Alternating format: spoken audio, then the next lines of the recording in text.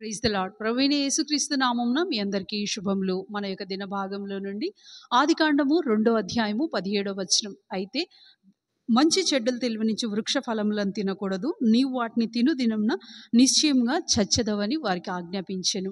దేవుడైన యెహోవా నరుని తన పోలిక చొప్పున తన స్వారూప్యంలో నిర్మించి తనతో సహవాసం చేయుటకు ప్రతి విషయం మీద నరుడు ఆయన దగ్గరికి రావాలని, ఆయనతో మాట్లాడాలని, ఆయన మీద ఆధారపడాలని, స్వతంత్రంగా ఏది చేయకూడదని ముందుగానే ఆజ్ఞాపించాను. అయితే ఏదెన్ తోటలో తను మధ్యలో పెట్టిన వృక్ష ఫలములు, మంచి చెడులు తెలివినిచ్చే వృక్ష ఫలములను నువ్వు తినకూడదు అని ఆజ్ఞాపించాను.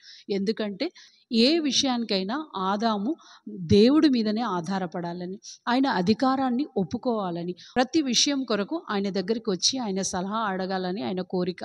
నిజంగానే ఆయన సార్వభౌమ అధికారం కూడా అలాగనే ఉంది. మనం నిర్మించిన దేవుడు, మనకు పోషణాధారమైన దేవుడు, మనకు జీవనాధారమైన దేవుడు ఈ విషయాన్ని మనతో కోరుకుంటున్నాడు. ఏమనంటే ప్రతి విషయంలో ఆయన దగ్గరికి వచ్చి ఆయన మీద ఆధారపడాలని.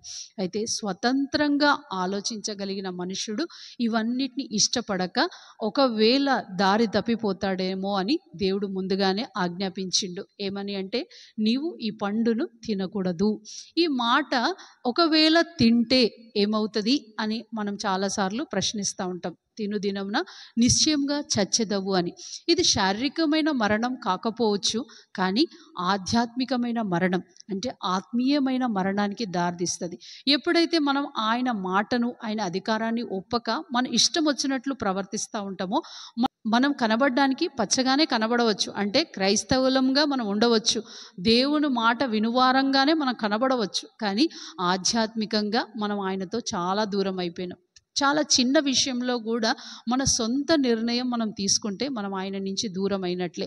ఈ ఆత్మీయ మరణం మొదటి మెట్టయితే, రెండవ మరణం శారీరకమైన మరణానికి దారితీస్తుంది. ఈ శారీరకమైన మరణం నిత్య మరణానికి దారితీస్తుంది.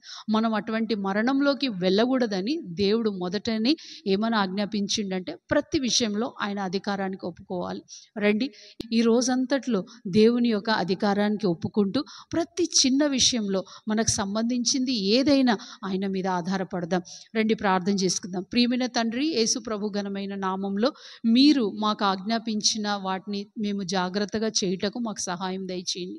దేవా, ఏ విషయాలలో మేము మీ నుంచి దూరం వెళ్ళిపోయి మా సొంత నిర్ణయాల మీద ఆధారపడుతున్నామో దయచేసి మేము అలా చేయకుండా మీ మీదనే ఆధారపడినట్లుగా మాకు నేర్పించండి. ఆ శారీరక నిత్య ఆత్మీయమైన మరణంకి మేము పాలు పంపులు కలిగి ఉండకుండా దేవా, నిత్యం నీతో జీవించు భాగ్యం మాకు దయచేయమని ప్రార్థిస్తూ యేసుక్రీస్తు పరిశుద్ధమైన నామంలో ప్రార్థిస్తున్నాం తండ్రి, ఆమేన్.